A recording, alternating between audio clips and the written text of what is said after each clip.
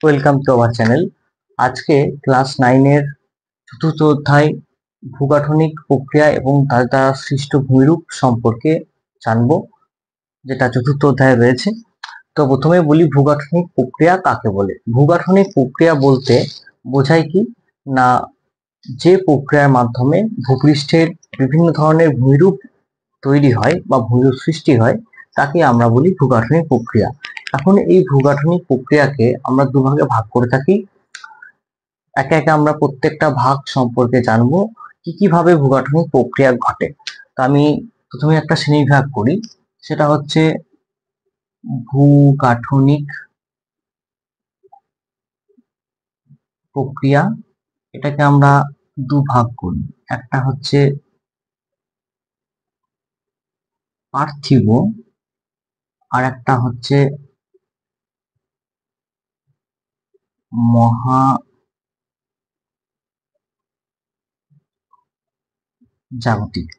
পার্থিব জিনিসটা কি? পার্থিব মানে হচ্ছে পৃথিবীর মধ্যে, মহাজাগতিক মানে হচ্ছে পৃথিবীর বাইরে, অর্থাৎ মহাকাশ থেকে যখন উল্কাপিণ্ড পড়ে যদি কোনো জায়গার ভূমিরূপ চেঞ্জ হয়ে যায়, তাহলে তাকে আমরা বলছি হচ্ছে মহাজাগতিক ক্রিয়াকলাপের ফলে সৃষ্ট ভূমিরূপ। যেমন ধরো, মহারাষ্ট্রে যদি আমরা লুনার লেককে ধরি বা লুনার হ্রদকে ধরি, তাহলে সেটা কিন্তু উল্কাপাতের ফলে সৃষ্টি হয়েছে এবং তার ফলে একটা বিরাট অবনমন অঞ্চল সৃষ্টি হয় এবং সেখান থেকে হ্রদের সৃষ্টি হয়। এরপর আমরা আসি পার্থিব। পার্থিব মানে হচ্ছে পৃথিবী। তাহলে পার্থিবকে আমরা এরপর কি করব, এটা এটা আমি লিখি আগে উল্কা, যেমন হচ্ছে উল্কাপাত।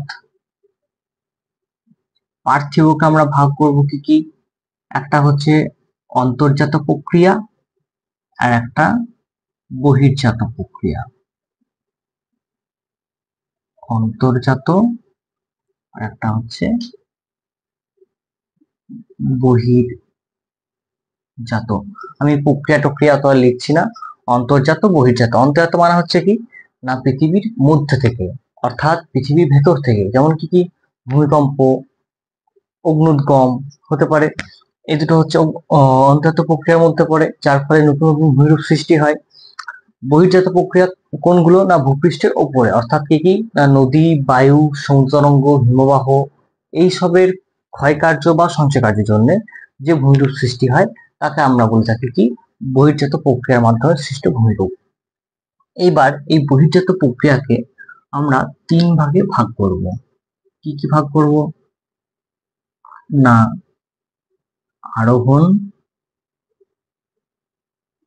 2 অবরোহণ, 3 পর্যায়ন।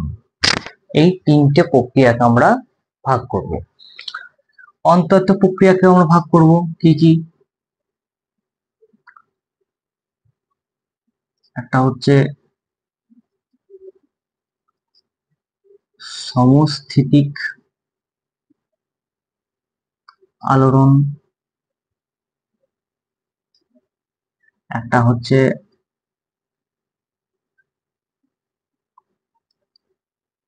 ইউস্ট্যাটিক,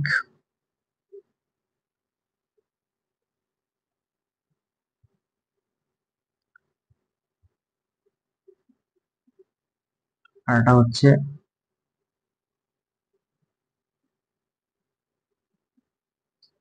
ভূগাঠনিক। ঠিক আছে, সমস্থিতিক, ইউস্ট্যাটিক এবং ভূগাঠনিক, প্রত্যেকটা জিনিস আমি আস্তে আস্তে বলছি। এরপর আমরা এই ভূগাঠনিক প্রক্রিয়াকে আবার দুভাগে ভাগ করব। একটা হচ্ছে মহীভাবক আর একটা হচ্ছে গিরিজনিক। ঠিক আছে, এই টোটাল গেল আমার হচ্ছে ভূগাঠনিক প্রক্রিয়ার শ্রেণীবিভাগ, কি কি ভাবে ভূগাঠনিক প্রক্রিয়া ঘটে। এইবার আমি বলি কি, যে লিখগুলো লিখেছি আমি আস্তে আস্তে এক এক করে ব্যাখ্যা করছি। প্রথমে পার্থিব এবং মহাজাগতিক ব্যাখ্যা করে দিয়েছি। অন্তর্জাত প্রক্রিয়া, বহির্জাত প্রক্রিয়া আমি ব্যাখ্যা করে দিয়েছি। বহির্জাত প্রক্রিয়াকে আমি তিন ভাগে ভাগ করেছি, এবার আমি ব্যাখ্যা করছি আরোহণ, অবরোহণ এবং পর্যায়ন। আরোহণ জিনিসটা কি, এই ছবিটা লক্ষ্য করো, এইটা, এখানে কি হয় না, এটা একটা উচ্চভূমি বা পর্বত আমরা ধরতে হচ্ছে ছবিতে। এই উচ্চভূমির যে ওপরের যে চূড়াটা, এই অংশটা কি হয়, ক্ষয় হয়ে এই যে অবনমিত স্থান, এই নীল কালার যেটা আমি দেখিয়েছি এখানে, অবনমিত স্থানে কিন্তু জমা হয়। এই অবনমিত স্থানে জমা হওয়ার জন্য এই স্থানটার উচ্চতা একটা টাইম বৃদ্ধি পাবে। এই যে ভূপৃষ্ঠটা ক্ষয় হয়ে এখানে নামলো, একে বলা হয় হচ্ছে অবরোহণ প্রক্রিয়া। আর আরোহণ কাকে বলে? এই অবনমিত অঞ্চলে এই যে ক্ষয়, যে অঞ্চলটা ক্ষয় হয়েছে, অর্থাৎ এই যে ভূপৃষ্ঠের উচ্চভূমির এই অংশটা ক্ষয় হয়েছে, এই ক্ষয় অংশ যখন এখানে নেমেছে, নেমে যে এখানে সঞ্চয় হয়ে এখানে এই জায়গাটা উচ্চতা বৃদ্ধি করেছে, একেই বলা হচ্ছে আরোহণ। আরোহণ মানে হচ্ছে গেইন করা, কোনো কিছু আমরা পাওয়া, হুম, তাকে বলা হয় আরোহণ। এখানেও তাই, দেখো এখানেও এই অংশটা ক্ষয় হয়ে গেছে, ক্ষয় হয়ে এখানে কিন্তু এই অবনমিত অংশে জমা হয়েছে, যার কারণে এই ভূমিটার উচ্চতা আগে ছিল এখানে, এখন হয়েছে এই স্থানে। ঠিক আছে, এটা হচ্ছে তোমার হচ্ছে আরোহণ প্রক্রিয়া। আর অবরোহণ কোনটা? না, এইটার আগে ভূমিটার উচ্চতা এটা ছিল, এখন এই নীল ডট যেটা আমি দেখিয়েছি, এই নীল ডটের কাছে ভূমির উচ্চতাটা চলে এসেছে, অর্থাৎ উচ্চতা কমে গেছে ভূমিটার, তাকে বলা হয় হচ্ছে অবরোহণ প্রক্রিয়া। ঠিক আছে, আরোহণ অবরোহণ বোঝা গেল। এবার হচ্ছে কি পর্যায়ন। পর্যায়ন জিনিসটা কি?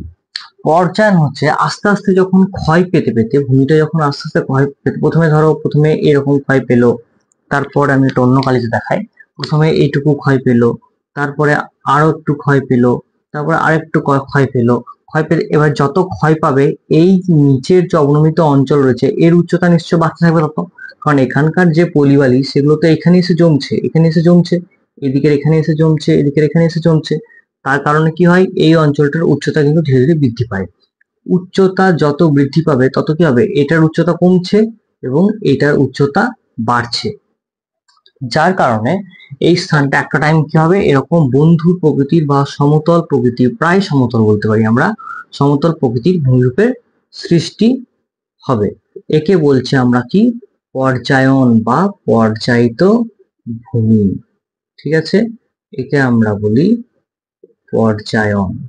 ঠিক আছে, জি কে গিলবার্ট প্রথম এই পর্যায়ন শব্দটি ব্যবহার করেন, সরি, গ্রেড শব্দটি ব্যবহার করেন, বা পর্যায় যাকে আমরা বলি।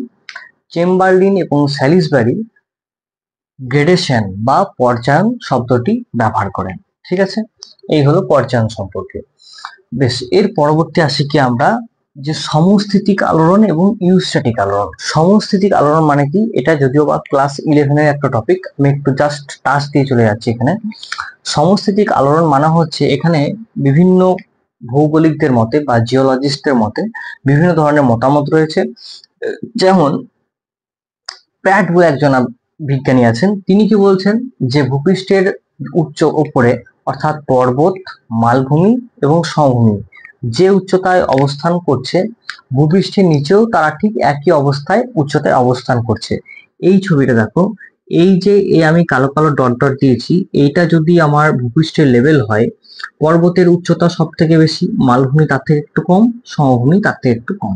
ঠিক আছে, ঠিক একই দিকেও নিচের দিকেও কিন্তু পর্বতের উচ্চতা, যেহেতু এদিকে উপর দিকেও বেশি, সেহেতু নিচের দিকে অবস্থান করছে, এদিকেও এটা বেশি, এদিকেও তাই অবস্থান করছে, এদিকেও তাই এটার অবস্থান, এদিকেও অবস্থান করছে, অর্থাৎ পুরো সমষ্টি, পুরো ব্যালেন্স অবস্থায় কিন্তু পৃথিবী রয়েছে।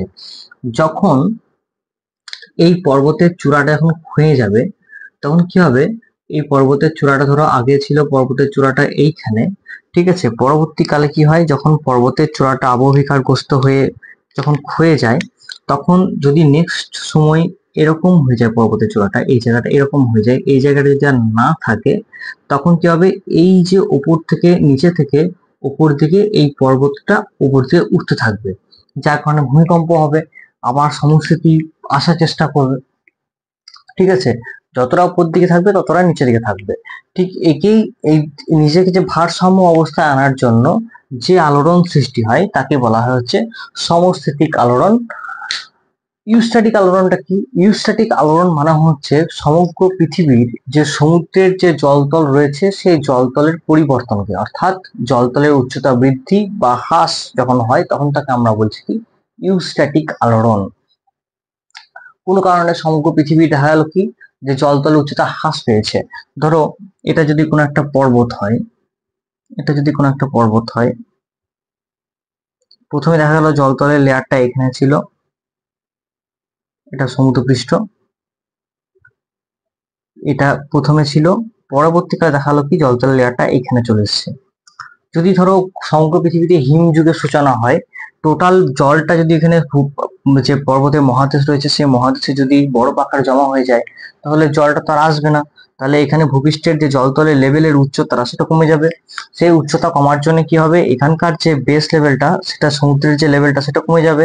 এর ফলে কি হবে, জল ধারণ ক্ষমতা, তাহলে সমুদ্র জলের উচ্চতা বৃদ্ধি বা হ্রাস পেল। একেই বলা হচ্ছে ইউস্ট্যাটিক আলোড়ন। ঠিক আছে, অর্থাৎ সমুদ্র জলের জলতলের উচ্চতা যখন পার্থক্য ঘটে তখন তাকে বলা হয় হচ্ছে ইউস্ট্যাটিক আলোড়ন, সমগ্র পৃথিবীর কিন্তু। আচ্ছা, এরপর আসে কি ভূগাঠনিক। ভূগাঠনিক মানে কি, ভূগঠন হয় অর্থাৎ ভূমিরূপ গঠন হয় যে প্রক্রিয়াতে। এটা আমরা কি ভাগ করেছি, একটা হচ্ছে মহীভাবক, একটা হচ্ছে গিরিজনিক।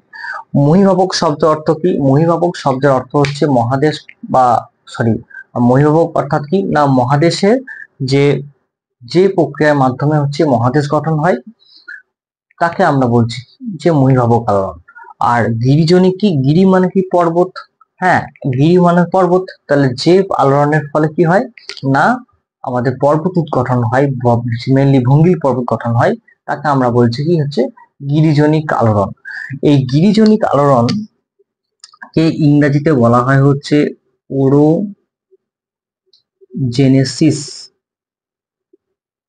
আর একে বলা হচ্ছে এপিওজেনেসিস।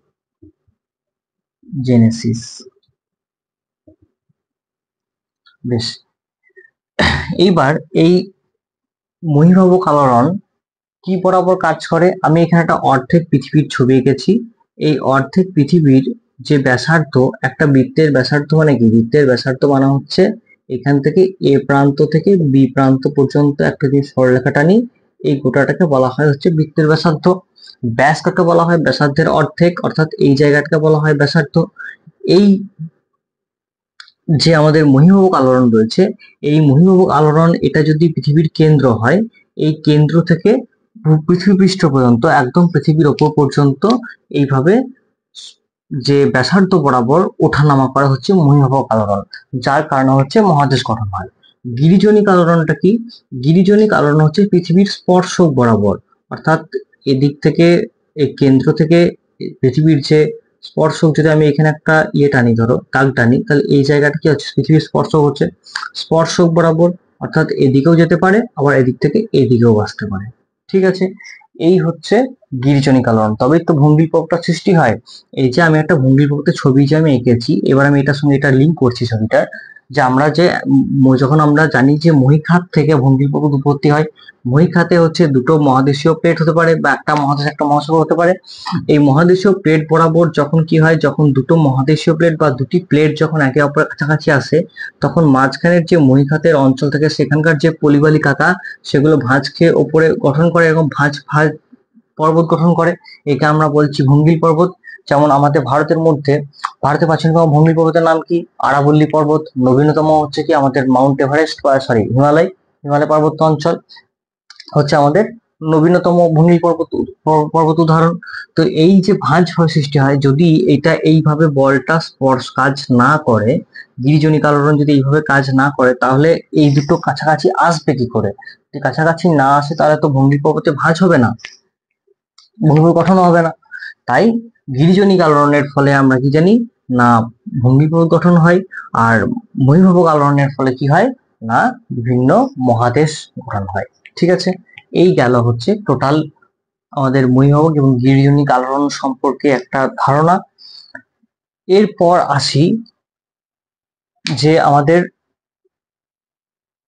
ভারত কিভাবে এখানে এর সঙ্গে রিলেটেড, ভঙ্গির পর্বত কোথায়, যে আমি যা বললাম যে আমি যে নবীনতম ভঙ্গির পর্বত উদাহরণ হচ্ছে আমাদের হিমালয়। ভারত প্রথমে ছিল আফ্রিকার অংশ, ঠিক আছে, আফ্রিকার একটা প্লেট, ইন্ডিয়ান প্লেটটা ছেড়ে চলে আসে হচ্ছে এখানে, আস্তে আস্তে এই এশিয়ার এই অংশটাকে ধাক্কা করে। এই অংশটাকে ধাক্কা করার জন্য এক মিনিট, এই অংশটাকে ধাক্কা করে, এই অংশটাকে ধাক্কা করার জন্য কি হয়, এই প্লেটটা যখন এদিকে অগ্রসর হয়, এর মাঝখানে ছিল হচ্ছে টেথিস সাগর। ঠিক আছে, এই টেথিস সাগরের পলিকে এত এখানে যে যখন ধাক্কা লাগে, তখন এই টেথিস সাগরের পলি এইভাবে ভাঁজ খেয়ে হিমালয় পর্বত গঠন হয়েছে। এই জায়গায় বর্তমানে এখন হিমালয় পর্বত গঠন হয়েছে। বোঝা গেল? যদি না হয়, যদি আমার ধাক্কা না লাগতো, তাহলে যদি এটা আজকে ধরো ভারত যদি আমাদের আফ্রিকার অংশই থাকতো, তাহলে এই জায়গা কিছু আপাতত কোনো পর্বত এখনো গঠন হতো না হয়তো সেইভাবে। ভারত ইন্ডিয়ান প্লেটটা এশিয়ার প্লেটের সঙ্গে ধাক্কা খাওয়ার ফলেই কিন্তু তেথিস সাগরের যে পলি সেটা এইভাবে ভাঁজপ্রাপ্ত হয়েছে এবং আমাদের হিমালয় পর্বতের উৎপত্তি ঘটেছে। এখন এই পর্বতকে আমরা তিন ভাগে ভাগ করতে পারি। একটা কি কি পর্বত? একটা হচ্ছে কি না ভঙ্গিল পর্বত, একটা হচ্ছে আগ্নেয় পর্বত, একটা হচ্ছে স্তূপ পর্বত বা ব্ল্যাক মাউন্টেন। আগ্নেয় পর্বত কি হয় না, আগ্নেয়গিরি থেকে অর্থাৎ ক্রমাগত অগ্নুদ্গমের ফলে যখন অগ্নুদ্গম সৃষ্টি হয়, তখন এই অগ্নুদ্গমের ফলে অগ্নুদ্গমগুলো যখন এই দেখতে পাচ্ছি লাভা গড়িয়ে আসছে, মানে ছবি এঁকেছি, এই লাভা গড়িয়ে আসার জন্য কি হয় না, এখানে আস্তে আস্তে ধরো প্রথমে একটা টাইম লাভা বেরোলো, লাভাটা ঠান্ডা হয়ে শীতল হয়ে জমা হয়ে গেল ভূপৃষ্ঠের উপরে, তাহলে একটু হলেও উচ্চতা বৃদ্ধি পেয়েছে। এরপরে আবার যখন দ্বিতীয়বার লাভা উদগীরণ হবে, তখন এই লাভা স্তরটার উপরে আবার একটা লেয়ার পড়ছে, একের পর এক লেয়ার সৃষ্টি হতে হতে এই পর্বতটার উচ্চতা আস্তে আস্তে বৃদ্ধি পেতে থাকে। একে বলা হয় হচ্ছে আগ্নেয় পর্বত বা সঞ্চয়জাত পর্বত। আচ্ছা, আর একটা কি বললাম যেন, যে ব্ল্যাক মাউন্টেন বা স্তূপ পর্বত। স্তূপ পর্বত কাকে বলা হয় না, স্তূপ পর্বত হচ্ছে যখন দুটি সমান্তরাল চ্যুতির মধ্যবর্তী অংশ, এইটা একটা সমান্তরাল চ্যুতি, এটা একটা সমান্তরাল চ্যুতি, এই সমান্তরাল চ্যুতির মধ্যবর্তী অংশ ভূমিকম্পের কারণে হোক বা ব্যালেন্স অবস্থা আসার জন্য হোক, যখন উত্থান ঘটে তখন তাকে বলা হয় হচ্ছে ভঙ্গিল পর্বত, স্তূপ পর্বত। স্তূপ পর্বত যেমন আমাদের কি, যেমন হচ্ছে ধরো আমাদের যে আরাবল্লী পর্বত রয়েছে, বর্তমানে সেটা স্তূপ পর্বতে পরিণত হয়েছে এখন। আচ্ছা, জার্মানি ব্ল্যাক ফরেস্ট হবে, এগুলা হচ্ছে স্তূপ পর্বত উদাহরণ। ধরো এখানে একটা লেয়ার ছিল, এখানে এটা এইখানে চলে গেছে, এরপরে লেয়ারটা আবার এখানে আছে, এই লেয়ারটা এখানে আছে। তাহলে এই জায়গায় বুঝতে পারছো এই প্লাস প্লাস চিহ্নটা এখানে এখানে উঠে গেছে, তাহলে এটা নিশ্চয়ই উত্থান ঘটেছে ভূমির। আমি যতই পেরেছি 3D আঁকার চেষ্টা করেছি যাতে তোমাদের বুঝতে সুবিধা হয়, তার জন্য উঠে গেছে। একে বলা হয় হচ্ছে স্তূপ পর্বত। মেনলি দুটি সমান্তরাল চ্যুতির মধ্যবর্তী অংশ যখন উত্থান ঘটে তাকে বলা হয় হচ্ছে স্তূপ পর্বত। ঠিক আছে, এই গেল হচ্ছে টোটাল আমার পর্বত মানে পর্বতের সম্পর্কে এবং যে পৃথিবীর যে বিভিন্ন আলোড়ন সেই সম্পর্কে একটি ধারণা। এরপরে যখন আমরা পরের ভিডিওতে আমরা আরো ডিটেলসে এটা সম্পর্কে জানবো। Thank you.